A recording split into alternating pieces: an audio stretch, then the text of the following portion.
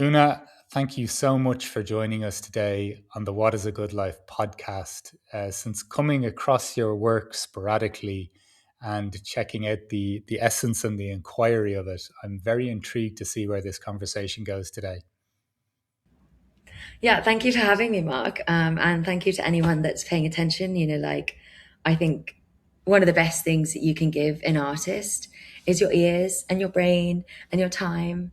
I appreciate you for kind of asking these questions, and anyone who's listening, thank you. So, as you are aware, we jump straight in with, is there a question you're exploring as you move through life? I mean, I like that we jump straight in with a really easy one. Just that started off simple, right? Yeah. Una Una is a performance art character, right? And she's only 5 years old. She was born November 1st, 2021. Her birthplace is actually the Holy See in Vatican. So her question, which is slightly different probably from my question, but her question kind of centers around self sovereignty. So, what does it actually mean to have total agency over one's identity? What does it mean to have sovereignty over one's body, one's sexuality, one's gender, one's creativity, and one's intellect? I kind of started with that question because it's a backstory. So we're going way back, all right? I Perfect. started with that question because, you know, I was really interested in blockchain and blockchain technology. And one of the primary things that it, posits to offer is a decentralized peer-to-peer network, right? So you and I can exchange, and there's no kind of intermediary. It's an alternative to like state structures. It's a network state where it's purportedly more egalitarian. Although, of course, that hasn't really played out. But the premise was that if all of these people seemingly understood that one's fiscal identity or one's financial identity, right, the ability to accumulate and distribute your wealth as you see fit, should be self regulated, self sovereign, and self defined, then I took that one step further.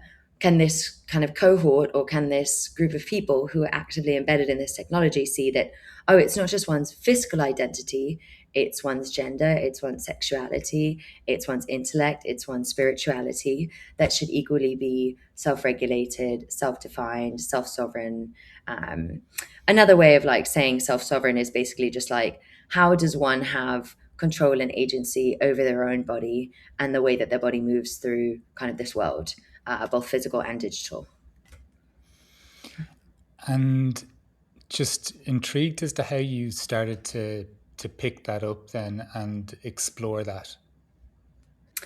Yeah, well, like I guess it's kind of twofold. Like one of my big performances that kind of, the first one that I did, um, completely Guerilla, completely uninvited, right? So that's part of it, being like, well, I can actually go anywhere and do anything I want, and my art is my body and the context that the body is in, right? So performance art traditionally is about the artist, the audience, and the space and the time that they are in. So it's a contextual and relational practice.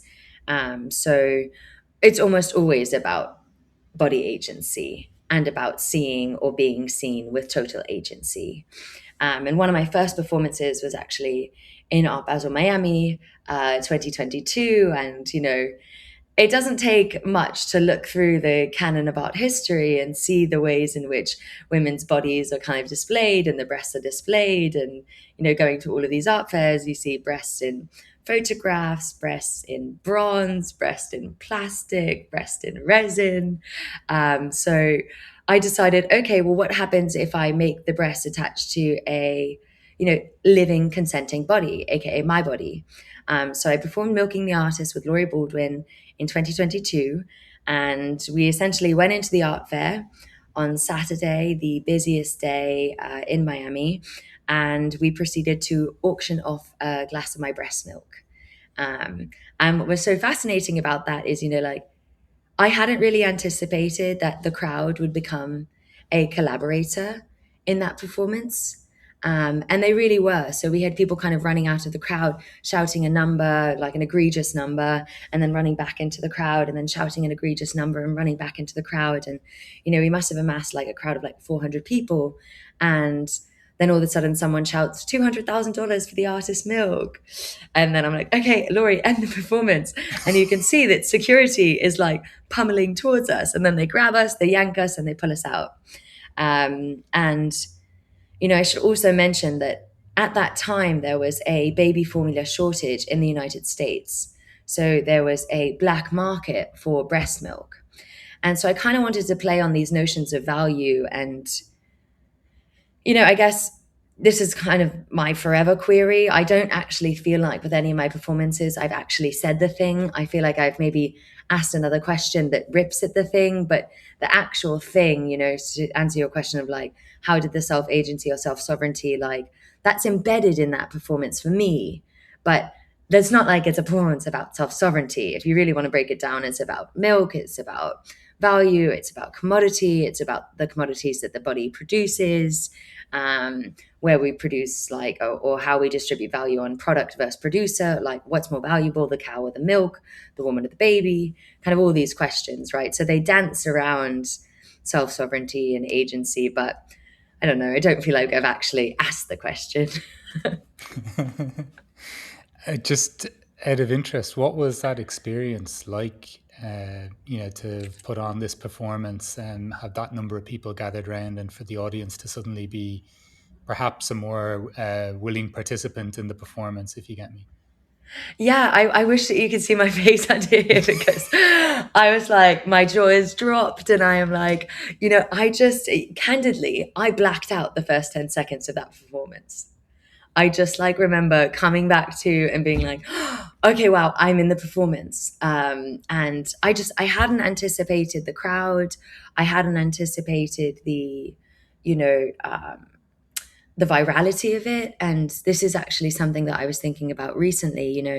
There is a strange, like, when one does a guerrilla action or a guerrilla performance and one is an emerging artist like I am, there's a certain like death that one experiences. It's a Roland Barthes like death of the author when these images circulate on the internet. So it was even stranger finding out that I was going viral later on all of these feeds because people were messaging me, but I wasn't tagged. So in any way, I'm not an author, right? Like on Instagram, I'm very shadow banned. And when I post the images myself, they actually get taken down. So it's requiring someone else to post it. And then that reel kind of goes viral. And I'd say that that has a stranger feeling than being in the room. In the room, you can see the people, and sure, it's nerve wracking or like, sure, it's intense. But after 2 seconds, your body's like, oh, I'm in this and let's go. And this is the thing. And this is like real life. And then online, when it gets redistributed, it has a much more strange effect on the body. At least I found this, and I don't know other people have, but like it has a strange effect on the body because it's almost like your body is being perceived by so many people with such lack of your actual body being there and your spirit being in the body there, right? The identity is like flattened to this image that then distributes online, and I've never had any control over any of the viral performances that I've done. They've always kind of just disseminated. And like, even for the one that you're referencing in Art Basel, I didn't know I was going viral until my cousin called me and she was like, hey, I'm seeing your boobs all over the internet. Are you all right? Quite But funny. but when it is quite interesting though, even just when you say what you were pointing to in terms of women's breasts and art, and then you're there embodied in the performance, but then after that, then it's kind of out of your control again, and it's popping up everywhere. Just curious as to what that is like to experience then. Yeah, I was trying to write about this the other day to make it more like articulate, but it's a strange, like, you live in the past, right? So, like, this event has actually already happened, right? So, just to contextualize for anyone listening, I did a performance called Milking the Artist 2 in Meseplatz, which is the public square in front of Art Basel. And it was during Art Basel, which is one of the hoitiest, toitiest, biggest, most stuck up art fairs that you could possibly imagine. And that has a whole slew of other problems, which I'm not going to get into. But I wanted to kind of ask this question of like, is the artist not a cow? Right? They are prodded, they are produced, they are milked. But then when you're at the fair, the artist is somehow removed from that process. And it's almost this like, yeah, like this production. And I, again, returning to the questions of what's more valuable, the artist or the artwork, the cow or the milk, etc. So I went dressed as a little cow. I had these big cow hooves, which I've actually worn in the Milking the Artist one too. And I got topless and I stood in mesoplots for about 33 minutes, which when I was conceiving of this performance, Mark, I was like, oh, max, it will be 10 minutes. The police will come quick. They'll kick me out. No, they had no haste. It was like, first Art Basel security comes over and they're like, are you allowed to be here? Which that's a very funny question. I think I'm allowed to be everywhere on this earth. So yes, I'm going to say yes. And they're like, well, we need to see any paperwork. And I was like, no. And then the man kind of was like, look, I don't want to make trouble for you. Will you please leave? And I say, no. He goes, okay, I'm going to call the police. And I said, okay. That was at minute 6. The police did not arrive until minute 33. So I was stood out there kind of, and this circles back to the question of like what it's like for your body to be seen online. I was stood out there, and you need to imagine that there are thousands of people walking through this art fair at any given moment, and I'm stood right by a tram. So there's all these people taking photographs and be on their telephones that, they have no idea. I don't have a sign that says my name on it. I don't have like anyone representing me there. This is full like I'm in the wild, and they're taking all of these photographs, and it's eventually it gets to this point where like the body just becomes like an accessory in someone else's telephone or like an accessory in someone else's memory. And the way in which I think that we document, like I think that these people that were passing by on the street or passing through the fair, they wanted to document because they saw something that they thought was important, worthy, or interesting, right? But that becomes so flat when there is no follow up. And the police came. They were super lovely, to be honest. They were really gorgeous. And they were actually more upset that I was wearing a facial covering than the fact that I was doing a guerrilla performance with my breasts out. In Switzerland, they had just passed this law that's, the anti-burqa law is kind of what it's called colloquially. So you're not allowed to cover your face in Switzerland. And I was really surprised by that. And I was surprised that they fined me for that and not for, doing a public intervention. So that was really interesting. And then kind of when that went distributed online, yeah, it was strange, like I will say I got like,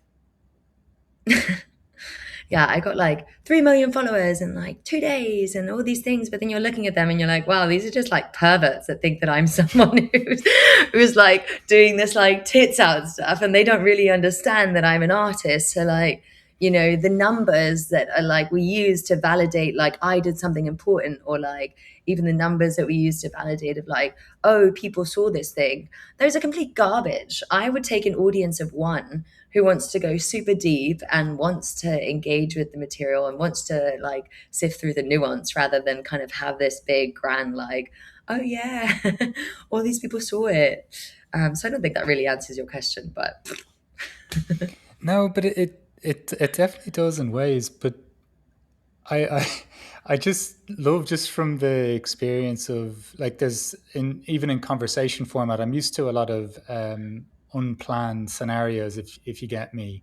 Um, but what was it like to have that thinking that it might be wrapped up in 6 or 10 minutes? Like, what was it like to be standing there for that extended period of time? I guess the question would be, what was even your relationship with time during that moment? yeah, I have to say I was really like the first like 3 minutes. And mind you, I was wearing these shoes that had no heel. And always when I've worn them before, I was walking. And I didn't realize that standing in them still was such a fucking calf exercise. So like at minute 2, my calves were like, oh my God, girl, help us. and then, and we had Police, to police, solve. somebody stop her. We had to soldier on for another 31 minutes. So, like, really what it was like, it was an incredible leg workout. It was an incredible core workout, standing there. And, it's kind of like any performance, or any public speaking. And, like, this is always what I tell people. You're nervous for the first like 30 seconds, maybe a minute maximum. And then your body readjusts, and then you're in it. And then, I remember I could start to see like, okay, these are the cameras. And I became more comfortable like posing for the cameras over the course of that thing. And like, I had just like, a whole crew of people that knew my work that then started to come, and they were part of it. So, I definitely like sank into the moment of it. And at one point, after security had come, they're all standing there watching, and security had left. And I was like, okay, wow, maybe security is just going to let me roll with this. How am I going to end this performance? Like, that their intervention was kind of what I had predicted as the kind of final act. And so then I was just like, all right, well, I might be here until sundown. So I had kind of mentally clocked into, I might be here for hours. Let me just enjoy this. Mind you, it's also June in Switzerland. I'm standing in the blaring sun, so I'm starting to like sweat down my back. I just kind of locked in, and like, it's very interesting doing those performances in public, especially ones like that when the context is like so much of visibility, right? Like, everyone's at an art fair to inherently look at things, right? You're looking at paintings, you're looking at conceptual work, you're looking at objects, sculptures, etc. So to kind of place my body as the object, um, it's a more dynamic feeling, right? And it creates a whole different relationship that I have with my body as OONA. And I've done several performances which are much more kind of like hands-on with the body, and I've done ones where it's the viewer or the audience, to your point of Dear David, is much farther away from the body. But performance art always has an inherent relationship with the body, and yeah, it's the most interesting relationship that we have, I think. And from your perspective of just that notion of milking the artist, when you when you consider that process, like is that born out of just like your felt experience of your this path of yours, or how would you even describe that? I mean, I say milking the artist because I am an artist, but the reality is like, oh my God, we're milked on the internet every single day. Like, Yeah. think about the way in which the internet used to be this like kind of big or vast network in which we would actually roam around, right? Like, in some essence, you can make the parallel that we were these wild animals roaming the internet. And now, fast forward, we are these animals that enter a pen. We enter a very specific like structure, a la Instagram, a la Google, a la, it's a very rigid, and then we get milked for all of our data, right? So it's not just the artist that inherently gets milked. It's more adjusted to like systems of power and how they actually operate. And you see this play out in the physical world as well, right? Like, look at resource rich nations who, because of a history of colonialism, actually have been depleted and actually have very little resources to offer their own people because they've actually been so extracted from. So it's kind of, I use milking the artist as this gesture. It's really a question about power, right? And how power is distributed and where value is distributed. If you ask me, I think the artist is very valuable in their ability to ask uncomfortable questions, in their ability to create moments for transformation. I think the artist is less valuable when they're like on Instagram, hey, look at my painting. It's like, I'm not interested in that version of art. And so it's kind of those questions, right? I don't know that I'll ever answer them, It but I'm going to keep asking them.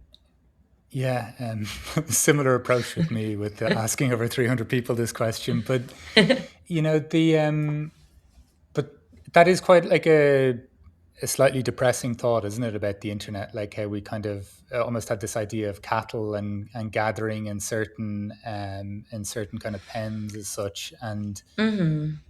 the vastness of what's available to us, and how restricted we are then, and kind of just put into the tumble dryer of the algorithm and losing our orientation and sense of time and attention. Like it really is quite a, I don't know, it's quite a shame in some ways into which how it is transpiring. It really is. And, like, if we even I think it's too bad to say, like, it's too fatalistic to say internet equal bad, right? Like, Yeah. if we look at the intent of it, um, where it started, it kind of used to be fun that you could take kind of shitty photos where you're making the duck face with your friends, or you could keep in touch, or you could show someone a part of your life that they weren't privy to otherwise. But now, it has created so much information and desire which sits outside of the realm of the physical body. So, and for me, it's like if I spend too much time online, no wonder I'm anxious. I've seen all of these things that I have no way of physically relating to, yet my body is perceiving them as things that it has experienced, right? Like we rely so heavily on our visual system for truth making, for reality building, that it's very challenging to be in those. And I would actually say that the undercurrent of where it went kind of wrong or where it went sideways was actually in this notion of privacy and data, right? So we just didn't have an understanding as consumers of how valuable our data was. And we kind of started to give that away bit by bit, bit by bit. And we're at a point right now where it's going to be very hard to reclaim a sense of like sovereignty or data ownership. And that's kind of also why I started pulling on, Dear David, which is a surveillance series, because that's a little bit of data that we do get back, at least in the UK. So I think it's very depressing to think of the internet in terms of like these pins that we're in now. I do think that it's impossible to kind of roll back the dial. So the question is going to be, how do we actually ask for more dignity and more value and more kind of reality on those platforms? Yeah, it's. Give could you give us a sense of that Dear David project and just what you Yeah. mentioned there in terms of asking for something back? Yeah. So it's a very funny story. And again, this is one of those projects that like I started it. I started performing on the underground. I would go as Una in outfits similar to this. I would look at all of the surveillance cameras. I would do things for them. I had no idea what I was going to do with that footage in the very beginning. It was just kind of a query, a drive, because I knew that in the UK, it is your right to request your data. It's a GDPR protection, and you fill out something called a subject access request form. And this allows you to kind of write to David, who is CCTV manager for Transport for London, and essentially you can request your CCTV footage from the tube. So you fill out a subject access request form that says, I was here at this time, at this date, I was wearing this, I would like my footage, and then you send a government ID. So since 2019, I've been doing this. I've been going on the underground, I've been requesting my footage. And in the very beginning, back in 2019, they used to send it by a CD-ROM. So they would send you like an actual CD that was password encrypted. You had to download a software, etc., etc. Fast forward in 2021, they started using WeTransfer. And that's when I actually, so every time you request for footage, you email David. And one time I had requested my footage and, I had forgot to download the WeTransfer link. And so David, whose job it is to kind of process these requests, edit the footage, and then send the people the footage, was like, "Oh, Una, I realized you may have forgotten to download your footage." I was like, "Oh, I didn't see that." And she says, "Can I send it to you again?" Smiley face. And I was like, "Wow, David, you're so kind. How are you so nice?" Fast forward 2025, I'm invited to participate in a curation for the House of Electronic in Basel in Switzerland, Heck. And the whole idea is body anxiety in the age of AI. And I wanted to make it about the surveilled body. And so I realized I'm sitting on all of this footage of my own surveillance footage, state surveillance by itself, kind of depressing, not very interesting, been done before. What shall I do with this? And then I remembered how sweet and kind David was to me. And then I've been emailing David for the last 7 years. So technically, he's the longest relationship I've had. So I decided that I would make this series into a series of love letters called Dear David. So the first letter, just to like kind of contextualize it, it's all imagery of me on the London Underground. And when the state, the UK government, gives me this footage back by law, they're required to box me in and then blur everyone else out. So the footage already has this real kind of like very grungy, it's not super high quality, it's surveillance footage, like CCTV footage. Um, and then I add a voiceover to that where I kind of like add my letter to David. So in the very first one, I'm wearing this red dress, and I'm like, David, do you like my dress? I'm wearing this for you. Do you think I'm pretty? Like, I've been wondering who you are. I've been looking for you. Who's on the other side of this machine? Da, da, da, da. Like, I imagine you tall, respectably dressed. Da, da, da, da, da. And I sent it to him. And he emailed me back being like, oh, Una, we thought that you might be an artist. We're so happy we could help. P.S. I'm not as tall as you'd like.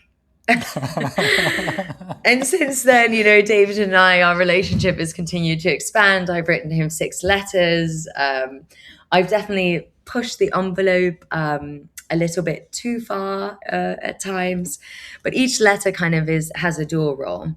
It addresses a different thematic of surveillance. What does it mean to be the surveilled thing? What is self-surveillance?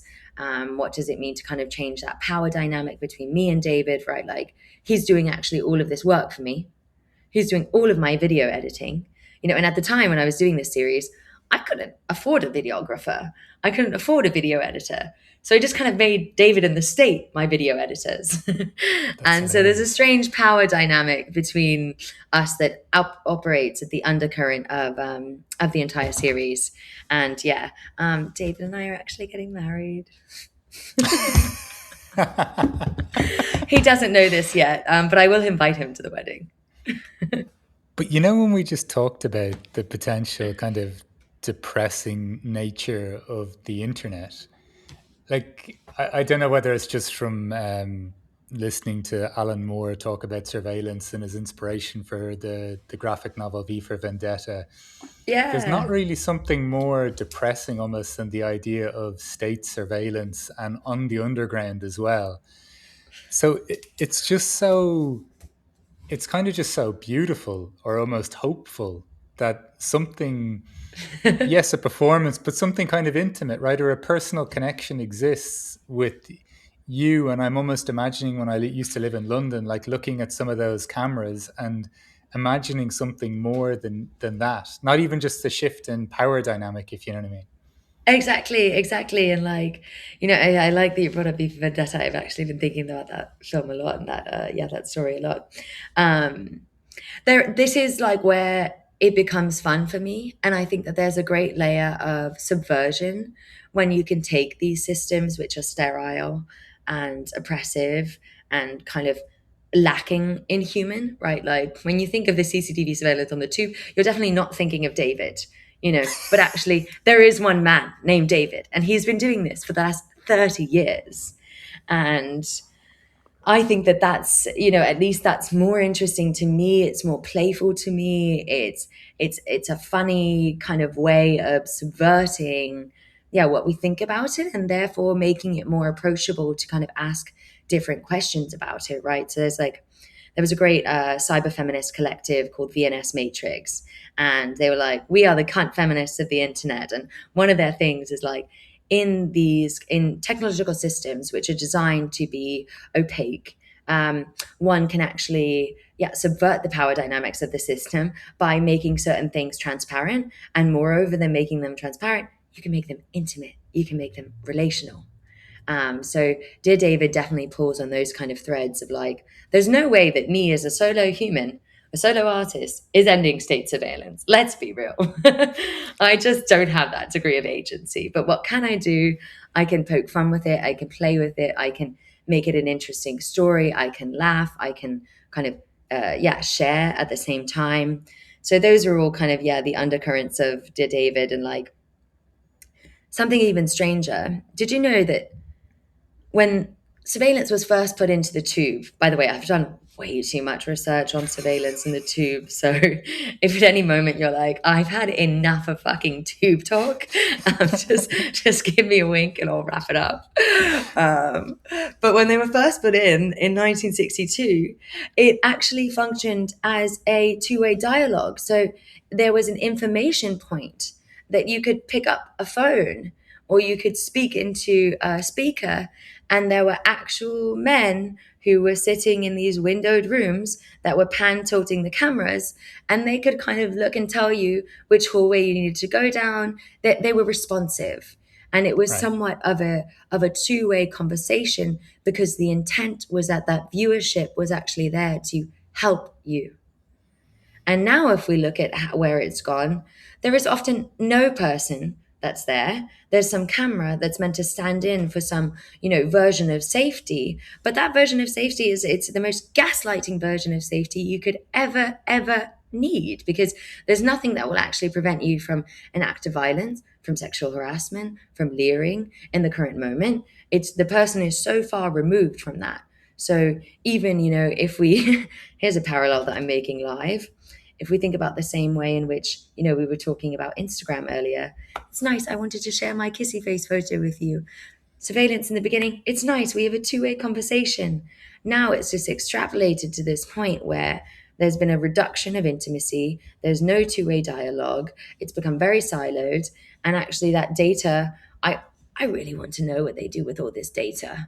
I think that they part sell it for adverts. I think that, there's no reason that TFL should be running at a loss for how much money they're making from selling, our data as adverts. So it becomes all these different layered questions. But I think that the intent, where it started, was actually really sweet and people based. And I think we need to get back to there, or we need to codify some way of making it much more about people. Because right now, the surveillance state, it flattens people to property.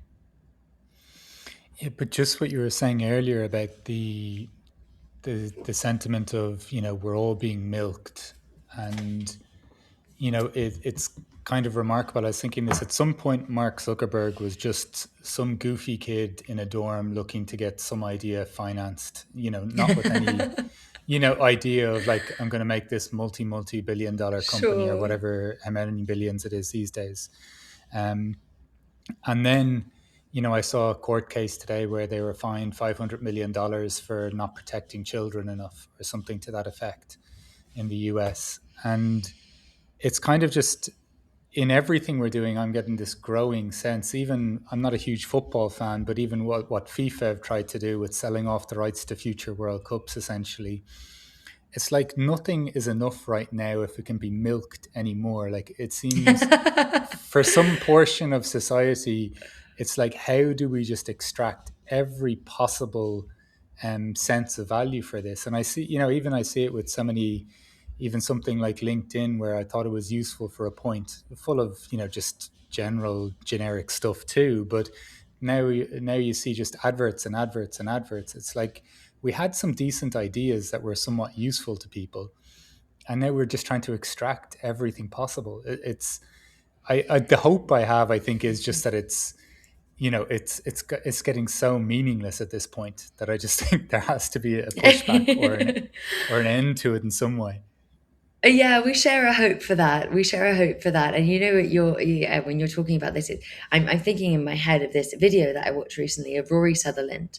Um, and he's a brilliant marketer, and he talks about kind of like the two schools of economics. And one of them is basically what we see play out in the Western world. Oh, people want this thing? Great. Let's extract from it. Let's milk it as much as we can.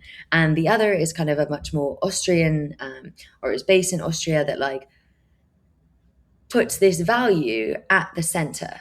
But this value that we're talking about, this sharing, this collaborative, this engagement, it's not quantifiable. It's really hard to put that in a number. Whereas you need to sell something, great, you put a number on it, you put people in there. It's also the doorman fallacy. You take away the doorman, you save the company or the hotel $40,000 a year, $50,000 a year, however much that is, plus their insurance, plus da da da da. But what do you actually take away is something that you couldn't possibly quantify. the feeling of comfort, the feeling of knowingness, the feeling of being welcomed, right? And these abstract values, which we can't easily put into a number, so we can't easily put it on a spreadsheet, so we can't easily go to some fucking consulting firm that then says, "Oh, you need to consult, cut your bottom line, like cut all these things," right? It's what we're dancing around right now is how do we actually reclaim value and how do we assert value of things that we want, right? Like milk is very valuable, as is the cow. How do we treat both as such, things that we revere? Our social connection is very valuable.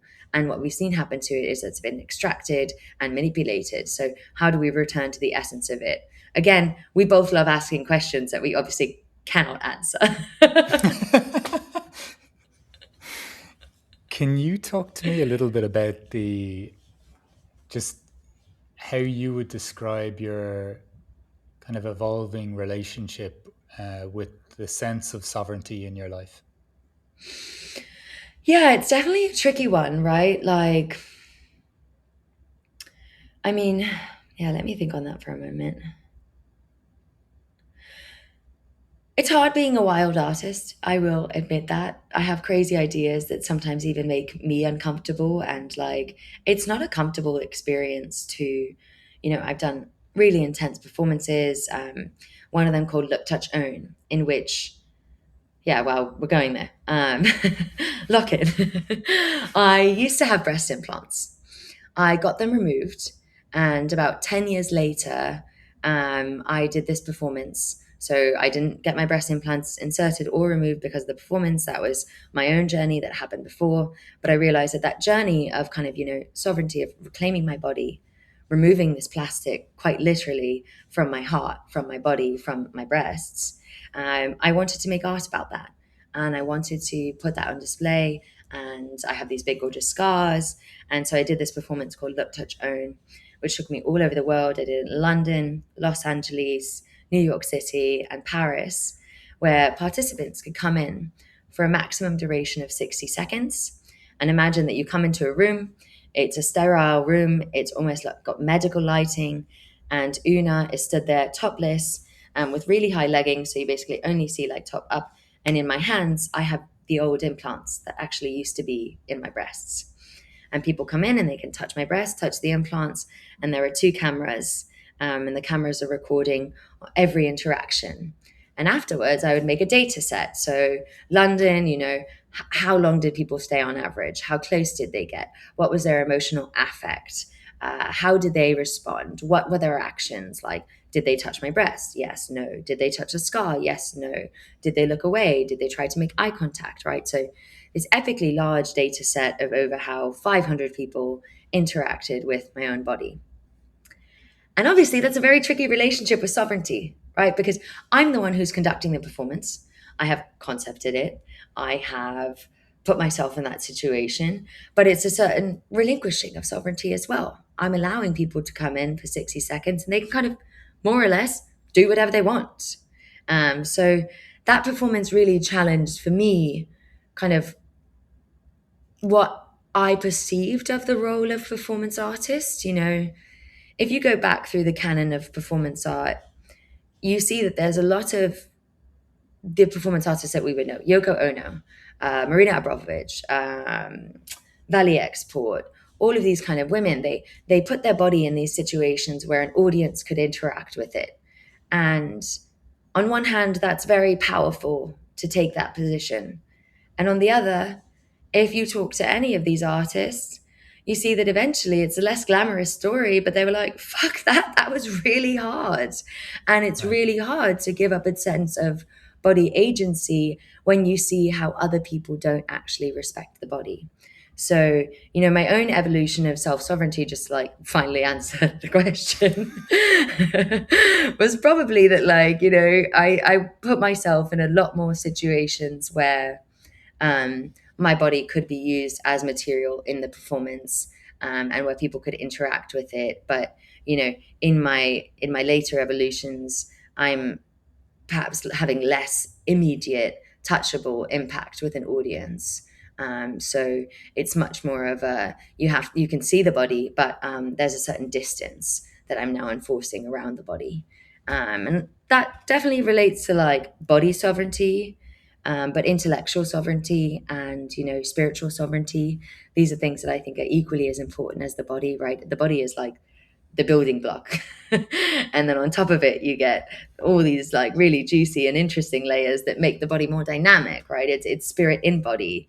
And I think, yeah, my personal relationship with like spiritual sovereignty is definitely probably evolving and probably will for the rest of my life and even probably after this life. Can you give me a sense of that specific sovereignty through that specific lens of spirituality? I mean, I can And share how by the way, I, just to say, there's lots that I want to come back to and just what you've said, but just to pick up that thread for a moment. yeah, I mean, um, I grew up kind of I went to like Christian schools. I grew up in not a religious household, but a household, you know, where there was definitely like Jesus was a main figure. And, you know, in my high school and uni years, I was a hardcore atheist. Oh my God, I was a hardcore atheist. I would argue with people. And now that's so funny to me. There's like no doubt that there is in, you know, a God of my heart is what I call it. And I think that people actually do have a God of their heart and becoming more and more in touch with one's own intuition and one's own knowingness. I do believe that we are spirits having an incarnate experience, right? So giving the spirit kind of visibility and higher connection, and allowing one to question that in their own way. So, not through formalized religion or not through structured kind of this is what it is, but I think that we inherently have a relationship to the supreme or to something higher than us. And I found that generally saying the God of your heart is a better way of kind of sharing that with people because the G word can be very triggering. Yeah, absolutely. I was just, I was really interested to know what that experience is like of being in a room and then not knowing who's walking through the door and then having this very like I don't know intimate encounter with the stranger essentially, and especially when the body is involved as well. Could you give me some sense of even just that encounter is like? Yes, actually, I'm going to do something. Give me one moment. Yeah, here we go. I don't know if you'll be able to see this, but we'll try with my shitty background to take the nails out of this. So these are some images, and these are just a very funny way of displaying it because they're like all on tape. But basically, Right. let's see if I'm not green screened out. So this is a close-up image, and you can see that it's, oh God, this is probably going to be really hard to work. That's my hand, that's someone's implant, that's someone touching it. And I'll just show one more, and then I'll leave it. This was actually an insane experience. Yeah, there we go, now you can see it. This woman came in, the very first time that she came in, she just smiled at me. And she didn't touch anything, and we just held hands and we smiled at each other, and there was real like sweetness, and I could tell that for her there was something else going on, and I didn't know that, but I just held the space of you and I are connecting, and I'm in a very vulnerable position. You're being very sweet, this woman. Anyway, she leaves the room 60 seconds, and then an hour later she comes back and she takes off her top and she shows me that she also has really big scars, and then we broke into a hug. And so, like, some of these experiences were so profoundly beautiful in ways that, like, I just cannot even describe. Like, you know, in New York City, I had an older woman come in and she had had breast implants and then she had cancer. So she had to get them removed. And it was a much more complicated relationship. And, like, the way that she touched my chest was, like, so sweet. And I could tell that she was, like, trying to heal both herself and me, you know? So, like, there's really beautiful, very profound experiences I've had there through that performance. And then there's the other side. I was waiting for an and, unfortunately.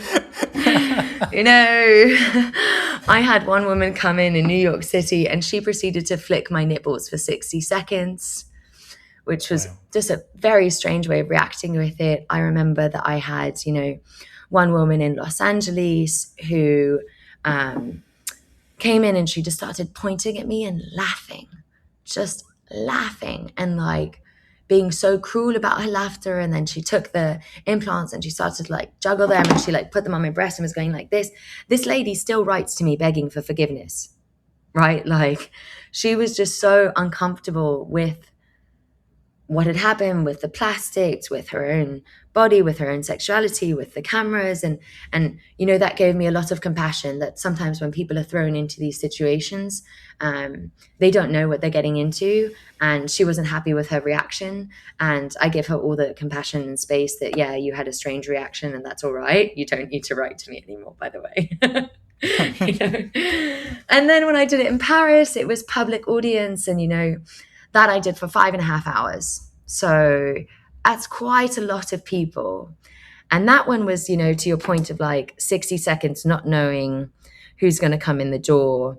That one was really jarring because I'd have one interaction that was like insanely beautiful, wonderful, like healing, powerful. And then the next one, some of them in Paris really did scare me. And I was very thankful that it was only 60 seconds because, it's a heavier topic now, but part of where this performance trended, which I didn't anticipate, right? I anticipated this being a performance about body modification, about the pressure that one undergoes, about body trauma, like from a very plastic and breast level.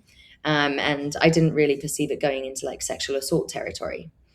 Now, Wow. when I did the performance in Paris, it really illuminated to me that, wow, a lot of these people, simply because I was presenting as Una without a face, completely treated me like an object.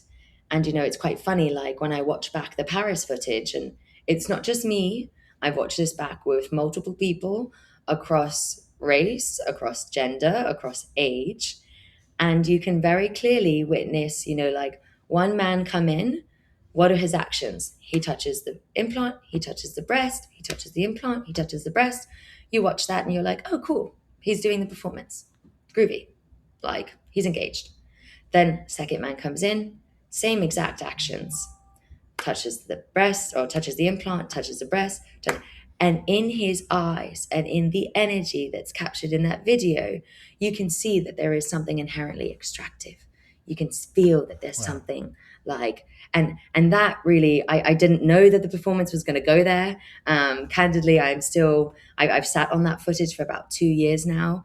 I want to give it more time until I'm ready to kind of like broach that conversation. But it really did show to me there is a shared knowledge and a shared understanding. We collectively know when someone is approaching with the intent to extract, and we know when someone is approaching with curiosity or, maybe it's like judgment, sure, but like that's so different than the extract or dominate energy. And like I had a couple men in Paris who came in and they got so close to me, and one of them just goes for 60 seconds. And that was fucking creepy, man. So like I wasn't Jesus expecting Christ. it to go there. Yeah, and what's stranger is like, right?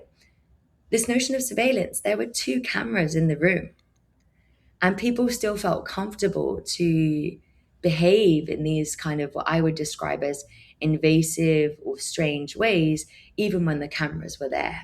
So we're fed this lie that, surveillance and cameras make us safer or make it safer for us.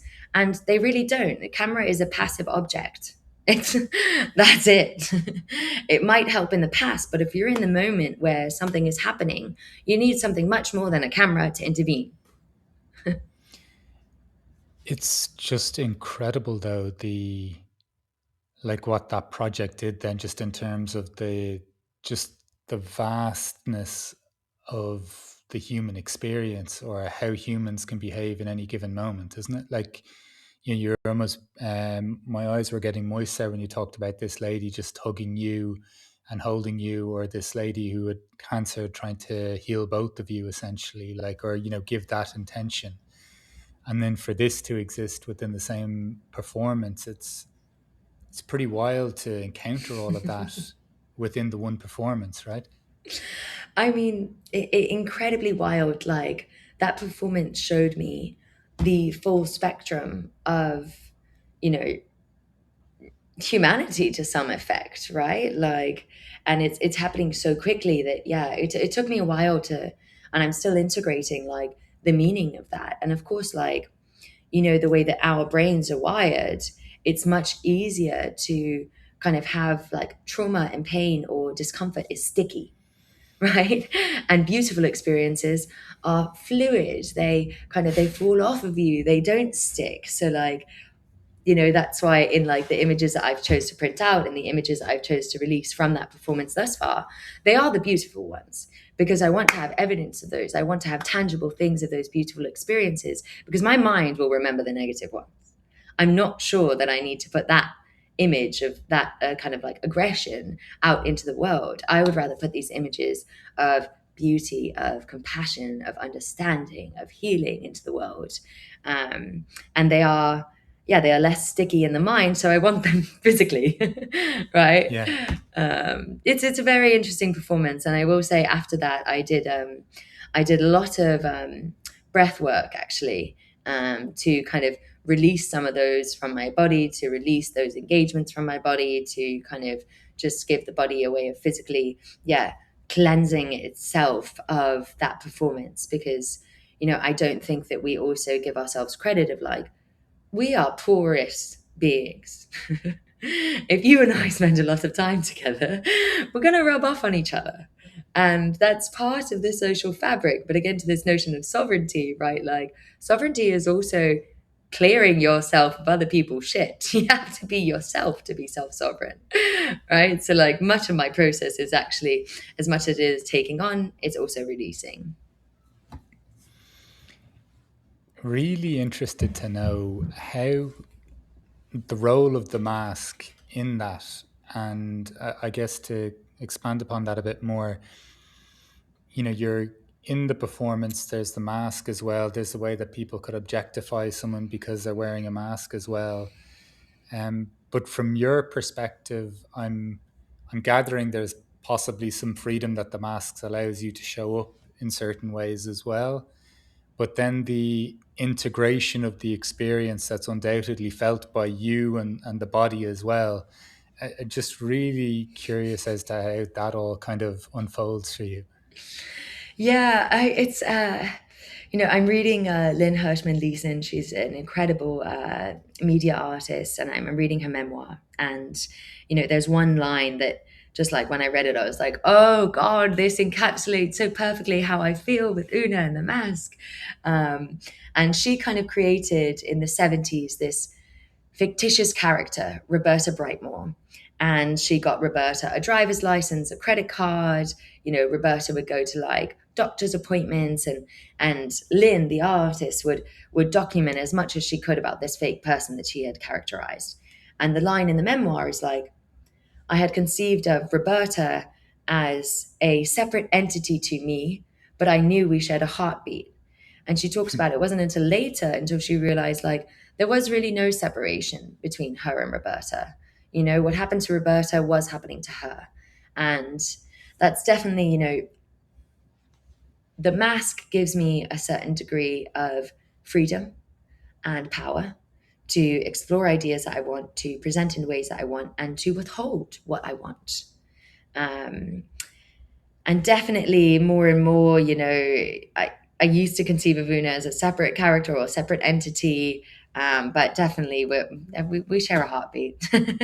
There's so much to it there, and like it's been interesting. When I first arrived at Basel, actually this year, it's so funny, which it hasn't happened to me in quite some time, but when I first arrived at Basel, um, I go to this, yeah, like cocktail hour. It's an art event. Everyone's there, and I know almost everyone in the room except for a few people. And the few people that I did not, I remember there were two women, and they came up to me and they literally went, "Boom! I want to see what's under there." And I slapped this woman's hand. She drops a champagne glass. It causes a big fuss, and I just look at her. I go, "Don't ever do that again." And it's this idea of body sovereignty that's like played out in real life, where like wearing the mask is always a performance.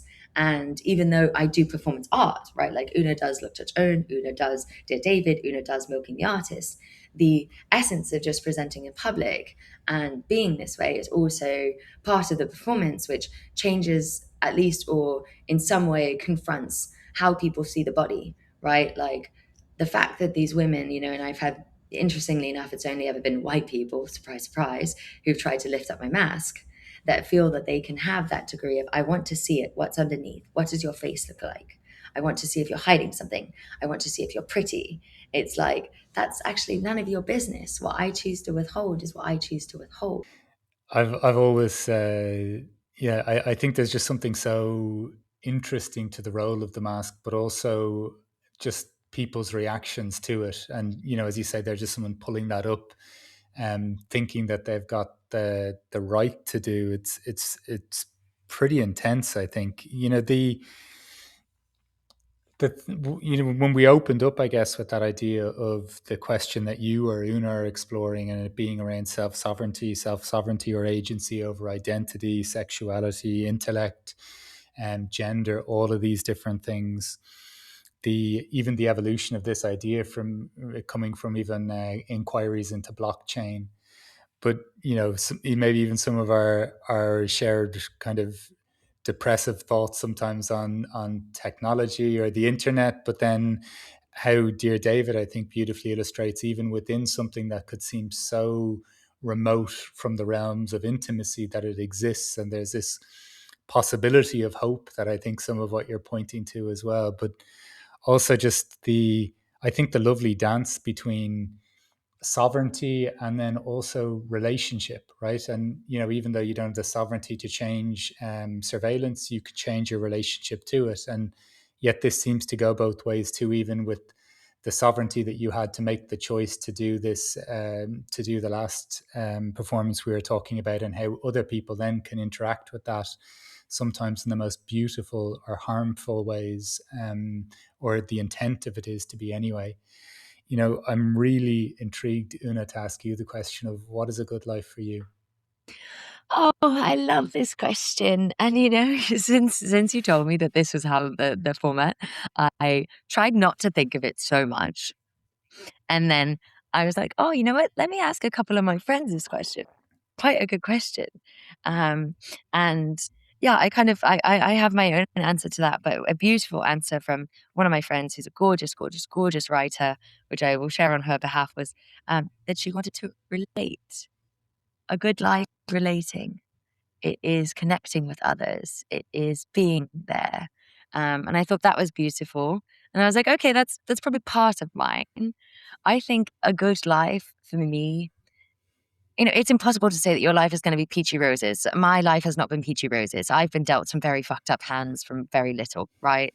And it's not a matter of it being good or bad, but for me, a good life is one where meaning is made.